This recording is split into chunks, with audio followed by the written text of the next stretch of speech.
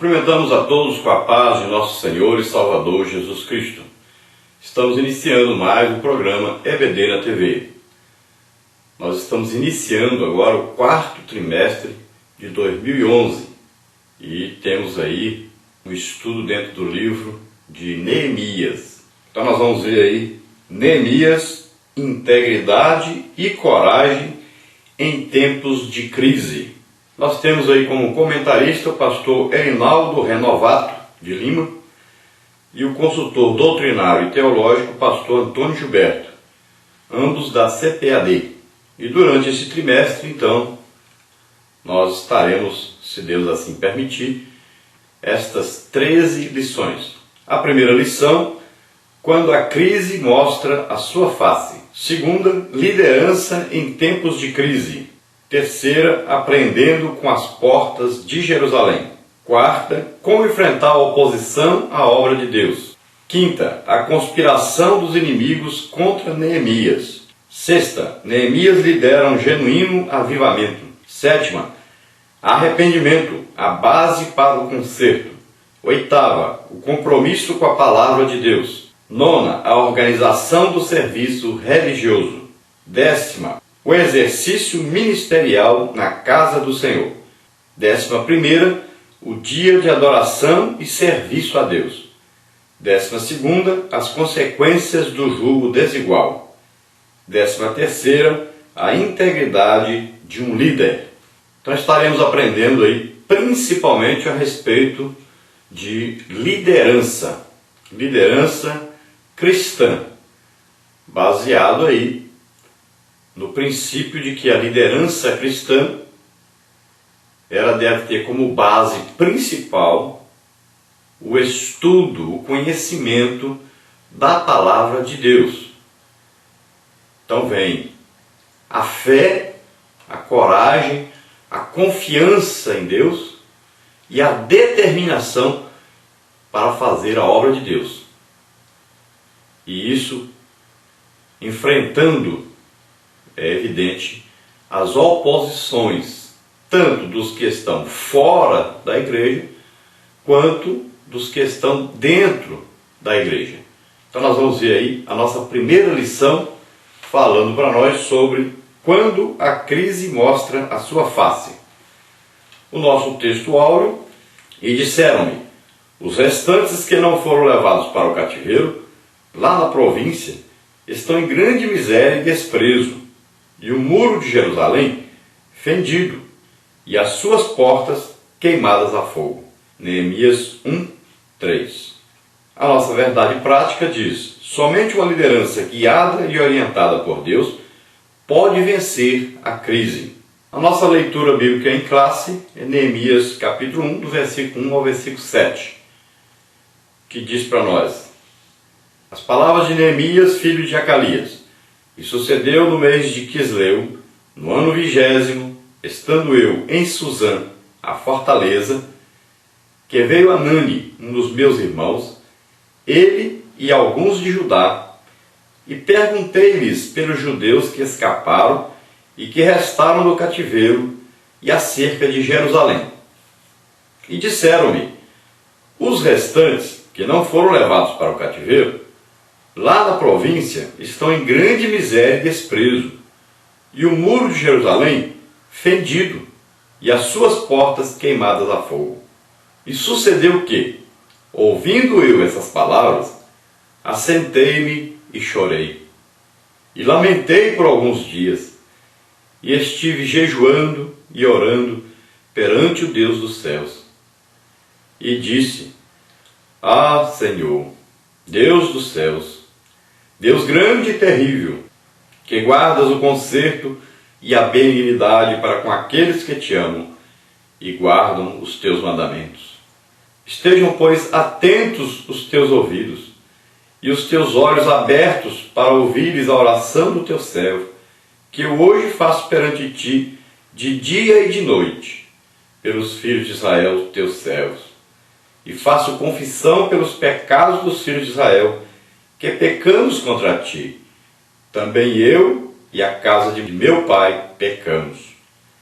De todo nos corrompemos contra ti, e não guardamos os mandamentos, nem os estatutos, nem os juízos que ordenaste a Moisés, teu servo. Então, hoje, mais do que nunca, nós precisamos de uma liderança cristã. Nós precisamos de uma liderança que possa ser exemplo de moral, de ética, diante dessa sociedade falida moralmente. Uma sociedade corrompida. Uma sociedade onde vale quem tem. Uma sociedade onde vale quem rouba, quem engana, quem mente, quem aceita propina, quem dá propina. Uma sociedade totalmente corrompida dos valores bíblicos, dos valores de Deus.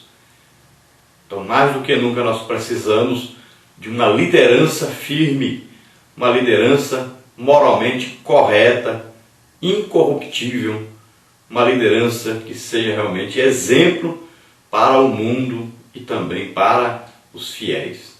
Se nós não acordarmos, não atentarmos para isso, nós que precisamos dar exemplo, imagine os outros. Então nós precisamos mudar de atitude, de caráter. Precisamos urgentemente de liderança que possa ser exemplo, de liderança que não se corrompa, de liderança fiel a Deus, de liderança capaz de dar a sua vida pelo rebanho, liderança que é capaz de pensar apenas no reino espiritual, buscando sempre a Deus e confiando que Deus lhe dará aquilo que ele necessitar.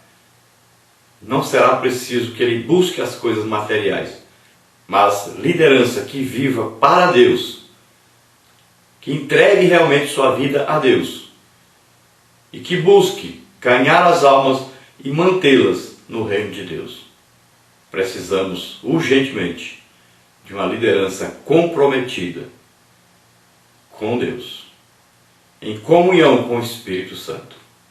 Então nós vamos ver que a situação em Jerusalém era uma situação crítica, os muros fendidos, queimados, as portas queimadas, a cidade destruída, abandonada, e o povo empobrecido, escravizado, um povo sofrido.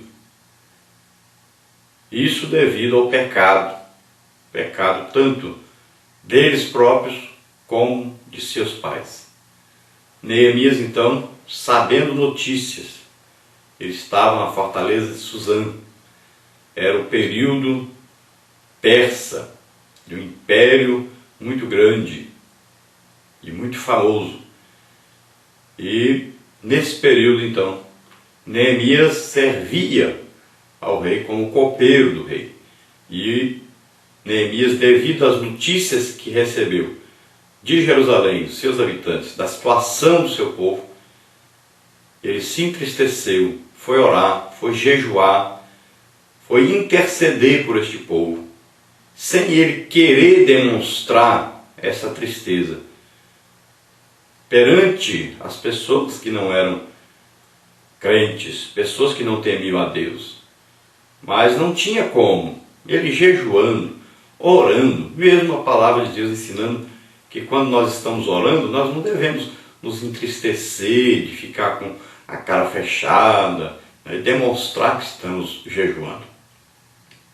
Mas chega a um certo ponto que a tristeza, ela aparece, mesmo você não querendo mostrar, tentando esconder, mas ela aparece. E assim Neemias, quando compareceu diante do rei, o rei imediatamente percebeu que Neemias não era mais aquele Neemias, que havia alguma coisa de errado. E então, Deus favoreceu a Neemias, Deus deu graça a Neemias diante daquele rei, para que ele concedesse a petição de Neemias. Então Neemias, quando o rei lhe deu a oportunidade de falar, Neemias então contou a ele a sua necessidade, o seu problema, o problema do seu povo. E então o rei lhe concedeu, lhe foi favorável, porque Deus deu graça a Neemias diante daquele rei. Deus respondeu favoravelmente à oração intercessória de Neemias para com o povo de Israel. O rei naquela época era Artaxerxes, rei de um governo muito grande, um império muito grande, o império da Pérsia. Vamos ver aí nesse quadro um resumo do livro de Neemias. Veja aí, esboço, parte 1 aí, no primeiro capítulo até o 7º capítulo, até o versículo 73. Então, reconstrução dos muros de Jerusalém, liderada por Neemias. Depois, na parte 2, vai do capítulo 8, aí, do versículo 1, até o capítulo 10, versículo 39. Avivamento em Jerusalém, liderado por Esdras. Depois, na parte 3, vai do capítulo 11, aí, versículo 1, até o capítulo 13, versículo 31. A reforma da nação por Neemias. Vamos ver aí, autor desse livro, então tem aí Esdras e, muito provavelmente, então, Neemias. Tema do livro, a reedificação dos muros de Jerusalém. A data, aproximadamente aí entre 430 a 420 a.C. O propósito, demonstrar ao remanescente Israel o favor de Deus através de Neemias e Esdras na terceira etapa da restauração pós-exílica. Dentro da nossa introdução, nós vamos ver aí que ao longo desse trimestre, então, nós estudaremos a vida, a obra e o ministério de Neemias. Veremos como se deu a reconstrução dos muros de Jerusalém por Israel e como este, ao se voltar à palavra de Deus, teve a sua fé renovada. Então, nessa lição, nós estudaremos aí a vida de Neemias, a sua biografia. Vamos ver também como é que Neemias fez para reconstruir a cidade de Jerusalém, o templo, como ele fez com que esse povo se unisse em torno desse trabalho, como ele fez para enfrentar aí os vários problemas que surgiram, os vários opositores que surgiram. Vamos ver aí como ele usou de sabedoria, como ele foi realmente um líder para aquele povo, como ele buscou sempre a presença de Deus, como ele dependeu sempre da ajuda de Deus. Nós vamos ver como ele conseguiu então restituir a parte material e a parte espiritual, a parte moral e o caráter daquele povo, usando sempre a palavra de Deus, o ensino da palavra de Deus e a fé nesse Deus tão poderoso, tão amoroso, que foi capaz de perdoar aquele povo e restaurá-los. A primeira parte aí fala a crise em Jerusalém.